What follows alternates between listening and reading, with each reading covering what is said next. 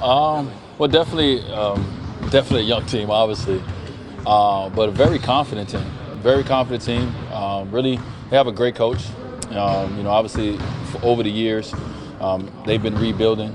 So from the outside, you can't really tell how great of a coach he is. But if you played against those guys, you could tell.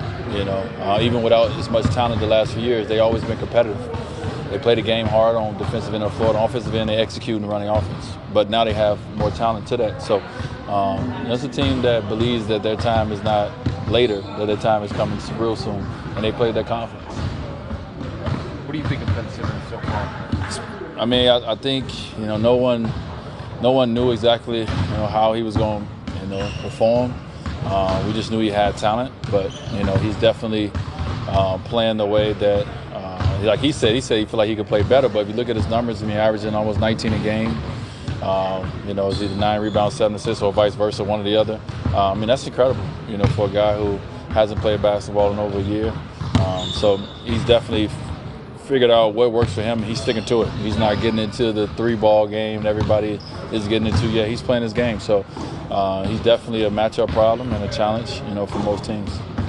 What kind of matchup problems does his size in particular present for you guys, and maybe you in particular if you're in this? Well, he's a point guard, right?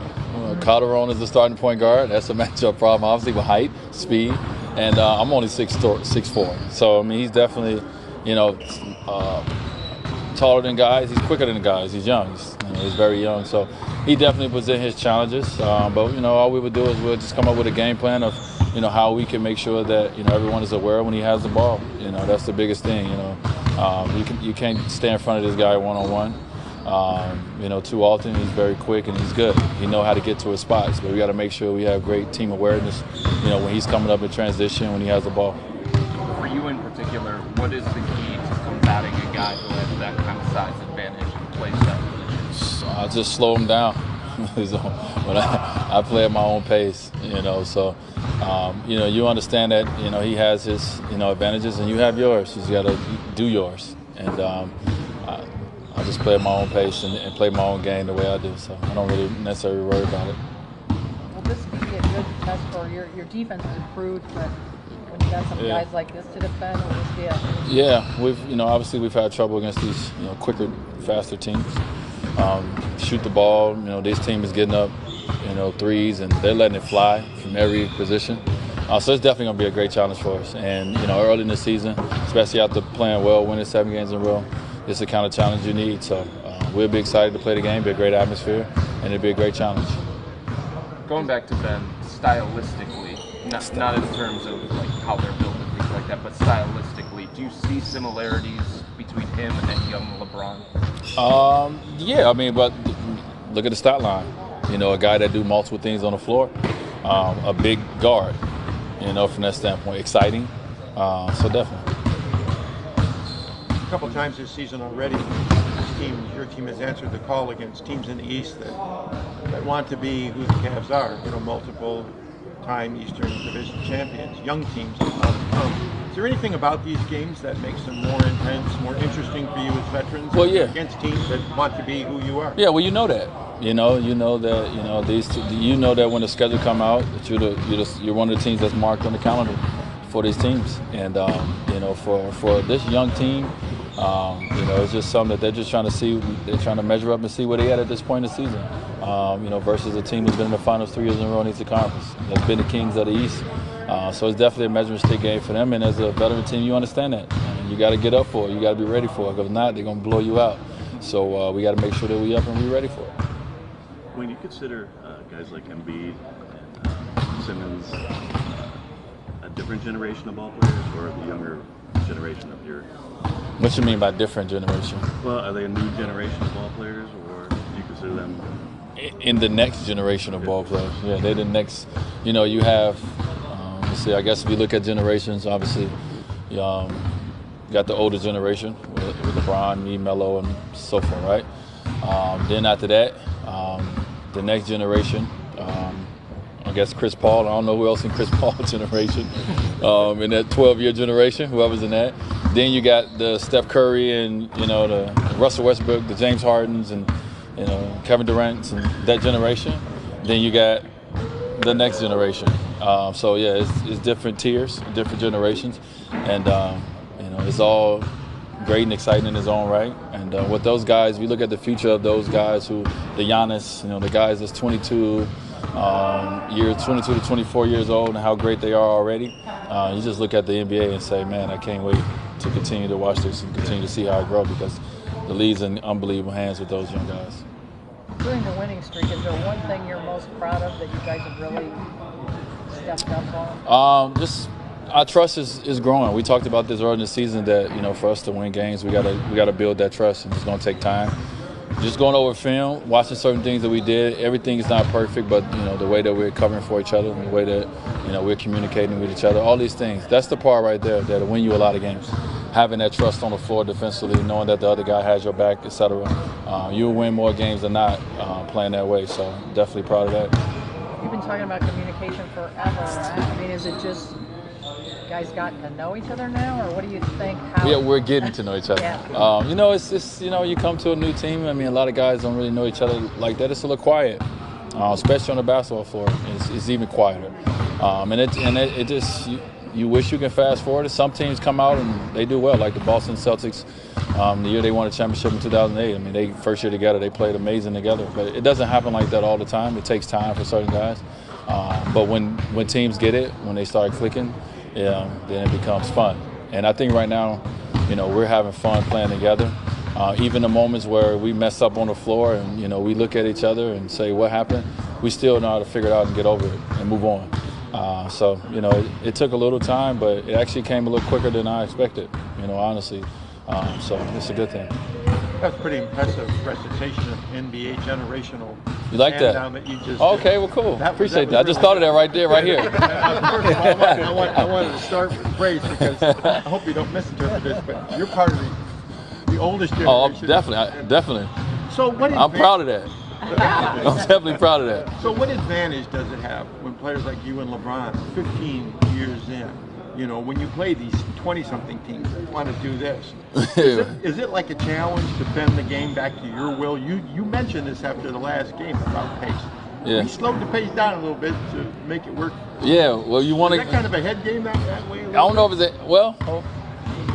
I don't know if it's a head game. I definitely know that for us is understanding what's our best game, right? Their best game is using their youth and athleticism. Our best game is slowing it down, getting it to our speed, and winning it in the fourth quarters, executing, and all these things, So we understand that, and they understand that. So if you watch a lot of teams play us, they trying to get it out and go early. They're pushing the pace. They're trying to get it out. Early in the season, they was getting us. Lately, we've been able to, combat some of that, and then late in games, we've been able to find a way to, chip back in it and, find a way to win games. As an adjunct to that question, but long career, and now everybody's talking in your so-called twilight years. Well, look at that. He's blocking shots. Look at all those assists, per minute. We didn't know Dwayne. All we thought Dwayne was 25 a game. Is it somewhat satisfying now for people to see other parts of your game, the defense, the block? That has always been there? Oh, I know it's always been there. Yeah. Well, I'm assuming it's always been there. Yeah, no, it has. I mean, you know what? As long as you're around this game, it's just like when a player stay in college for 4 years, right? It's like they've been there forever, or they start picking every part of their game out, right? You start to see what they do wrong, what they do right, when they're there too long.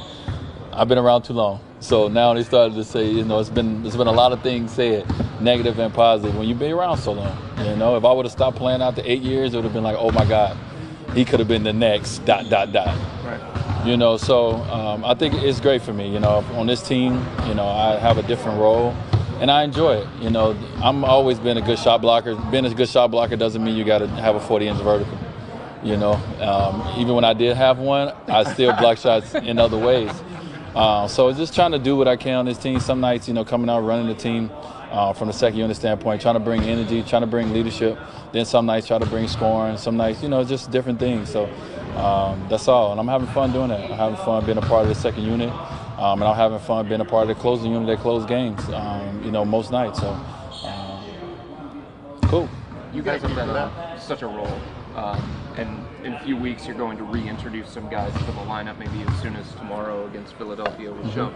So does that, in a way, reset the clock? Or? It does. Okay. From a coaching standpoint, it sucks when you got guys out, but it helps the rotation, right? Because you don't have to worry about playing everybody. So you can worry about playing 8 guys, 9 guys. And those 8, 9 guys know where their minutes coming at. They get a little bit comfortable in their, the rotation, their rhythm, and all these things. But obviously, when you bring more guys that can play and they start getting in the lineup, it take guys out of their rhythm and rotation a little bit. It have coach have to play different guys. So it definitely changes things up a little bit. But it just for our team, man, it helps us be deeper, and it gives us, Shump came in, he came back last time. Who knew that he was going to be the starting point guard for a while? And we got some good wins with him in the lineup. So, you just got to be willing to play whatever role and position. And, and I'm not saying you got to be happy with every role and position, but you got to play it. And when you get your opportunity and it's times for you to step up, you got to be ready to do that. And I think that's what guys have done with guys being out. And I think guys understand that, knowing that certain guys come back, you're not going to play as many minutes, not going to have as many opportunities. But when you're out there, you do your job, everyone know that, we can count on that guy, so we got a lot of guys like that. Maybe Monday for Shump, do you expect him to play tomorrow? Yes. Is he going to go back into the starting lineup for Jose? Or? Jose will still start. Okay. So the way that the bench has been rolling, when you've been able to play the 9 basically, how does Shump fit into that? Or he fits in because we've been putting JR back in with the second unit, so that'll be Shump's position. What do you see when you see the 76ers right now? What kind of team, where in their evolution? Interesting team. I mean, they gave us problems the whole time I've been here. So in Philly, it's going to be rocking. The crowd's going to be into it. Embiid's healthy. He's playing great basketball. Ben Simmons is healthy. Adding J.J. Redick and Covington's playing great. So they always played hard, always competed. So now they have, all the talent around them, also. So they're a tough team. Run the fraternity of coaches file.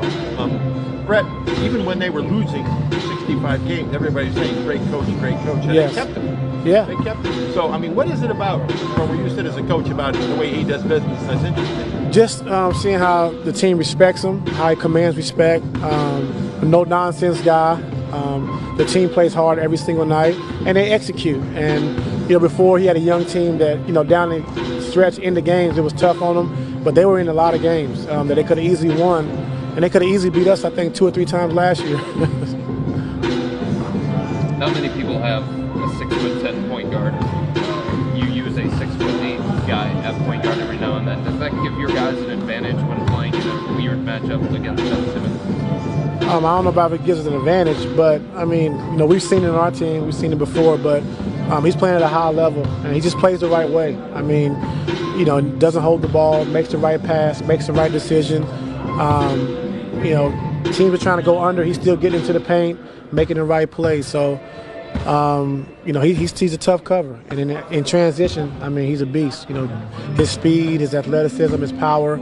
So we just got to make sure we get back and get loaded to the ball.